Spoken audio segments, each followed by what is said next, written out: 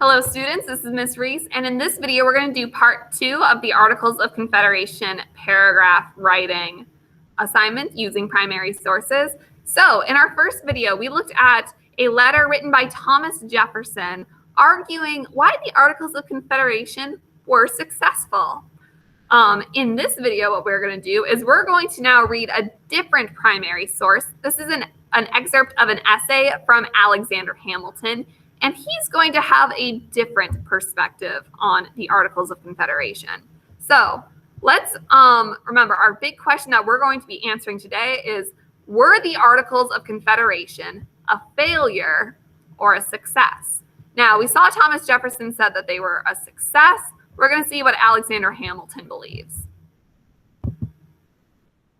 Alrighty, if we scroll down, we will be looking at primary source B.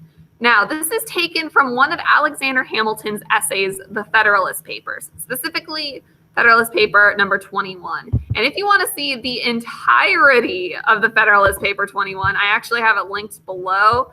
It is a very, very long one, and it takes up 4 pages on this Google Doc. But what we have right here is a modified, smaller version of it. I pretty much shortened it down to 3 paragraphs. So let's jump in and see what Alexander Hamilton thinks of the Articles of Confederation. He begins. The next biggest defect of the Articles of Confederation is that they can't enforce laws in this state. The United States government has no power to make states follow the rules or punish states that break them.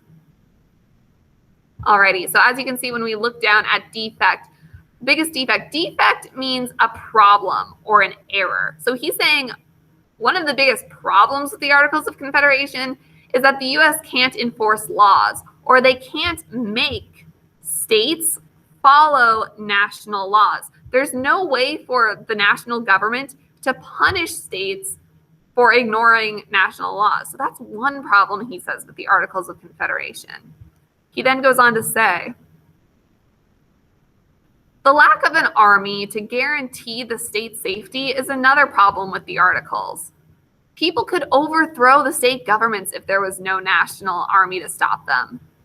The tempestuous situation that Massachusetts was just in, and he's referring to Shays' Rebellion here, is proof that dangers like this could happen. Alrighty, so in this paragraph, he's talking about Shays' Rebellion, the one rebellion that Thomas Jefferson was referring to, and he's saying, look, we can have more instances like Shays' Rebellion. Without a national army, there is nothing stopping people from just overthrowing their state governments. And they could do it again, and Shays' Rebellion is proof that this could happen. That's another issue, he says, with the Articles. He then goes on to say, the national government is unable to raise money, and that is another big error in the Articles of Confederation. It is unable to supply the money we need to pay for all our expenses. States do not always pay for the money requested by Congress. Alrighty, so if folks remember on Friday, one of the things we learned about the Articles of Confederation is that they did not allow for the national government to tax the states. And this kind of goes back to because a lot of the colonists were very upset with Great Britain for taxing them before the Revolutionary War. So once they created the Articles of Confederation, they were like, national government, it won't be able to tax us. We're not a big fan of that. But it led to some issues like them not being able to pay for their expenses. So the country was in debt and not able to pay back a lot of its debts to other countries after the war. Because remember, war costs money.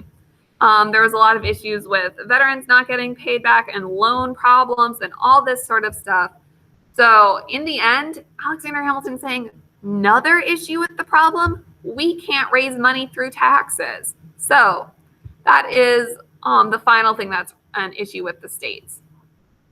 Alrighty-o. So now that we have read primary source B, what you are going to do is you are going to go back, oopsie daisies, close that tab. We're going to go back to our Articles of Confederation paragraphs, and under number 2, Using document B, which is the one we just read, a pamphlet written by Alexander Hamilton, write an SEE paragraph answering the prompt. Were the Articles of Confederation a failure or a success? As we can see, Alexander Hamilton had quite a different opinion than Thomas Jefferson did. He tended to see the Articles of Confederation as not a good thing, more as a failure. So what you are going to do is you are going to use the SEE format, the one we just went over, and you on your own are going to write your own paragraph now using the same format. So remember, with your statement, all you have to do is swap around the verb with the subject, and that gives you your statement, and then you have to say whether it was a failure or a success. Daisies. Come on. There we go. For evidence introduction, you need to introduce according to, and then who is the author of this source. For your evidence, go back into the primary source and pick a sentence that you feel does a good job supporting your statement. And then finally, the largest part of your paragraph is your explanation. So first, use the phrase, "this means that," and explain the evidence in your own words. What does your sentence mean? Remember, it's like you are explaining what it means to like a fifth grader, someone younger than you who doesn't quite understand what it is you're saying. And then end it off with, "this is important because," and explain to your reader, how does that quote support your main idea? And even though it may seem obvious to you, remember, you have to pretend you are writing for someone younger who needs more of an explanation. Once you have that, you are going to turn this into Google Classroom, and you will be done with the Articles of Confederation paragraphs. If you have any questions, of course, you can always email me. Otherwise, you can just get to it with this assignment. Best of luck, historians. I believe in you.